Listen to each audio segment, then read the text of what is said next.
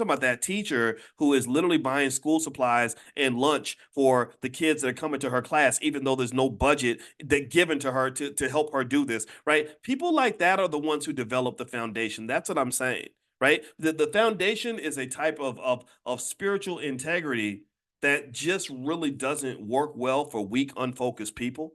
And so, if you're in that category, I just want to encourage you. I want to let you know that somebody will benefit from the work that you're doing. What Dr. Anderson talks about is that, generally speaking, the strategies that we've taken, this integration thing, this whole idea that somehow whites are going to make life wonderful for us is just simply wrong, right? But the good news, though, is that there is a pathway, there is a solution, there is a process that will give you real power. There is a process that'll get you there. It's very straightforward. It's not hard to do. The only hard part is you got to ignore a lot of BS in order to get there, and that is to focus on those three key areas that represent Black quality of life, and that's health, wealth, and relationships. Like, it's not hard to eat healthy food that will keep you alive. You just have to ignore all the fast food commercials and all the commercials for unhealthy food in the hood.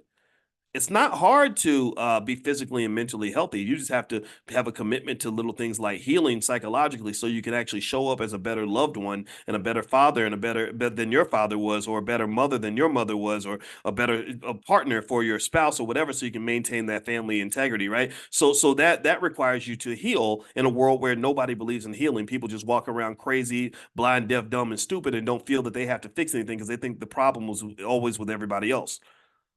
When you're talking about relationships, there's books on how to have healthy relationships, but it's going to require you to be okay with doing things completely different from the way they were done when you grew up, or the way other people are doing things around you. It's really hard. You have to be thoughtful and strategic and committed to doing this. But if you do it, then it does pay off. It works.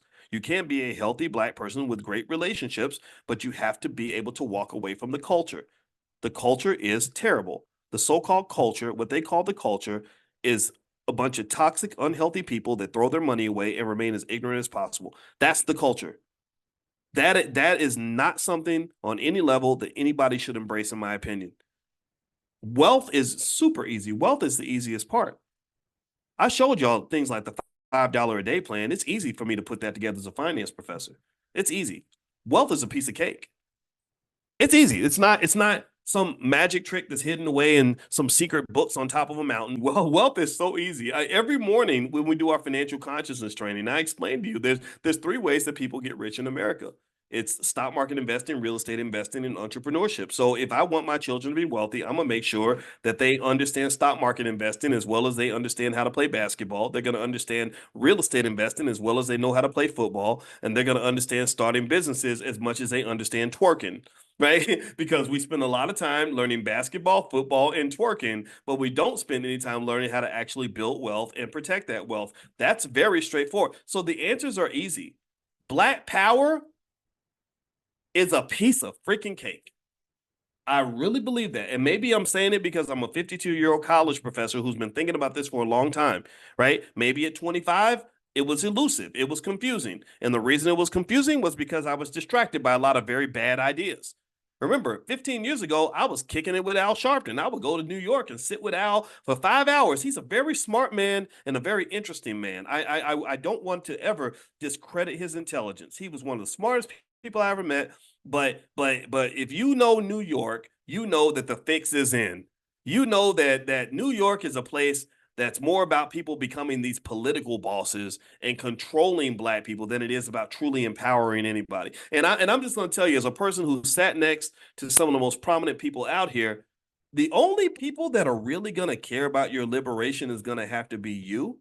The only people that really care about your family is you. So the theme for this year's All Black National Convention is very basic.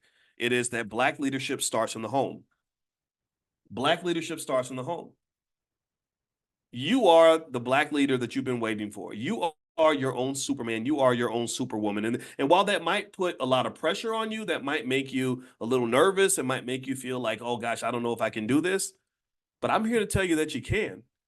And so when you're looking for your Black leader, and I'll be happy to be a guide, I can be one of your advisors, right? And I'm honored to have that role. And I'm going to do my best in that capacity. And I'll share with you what I know. But I'm telling you, I really believe that the only group that's really going to have your family self-interest at heart to the core is going to be you. So look in that mirror and find that black leader you're looking for.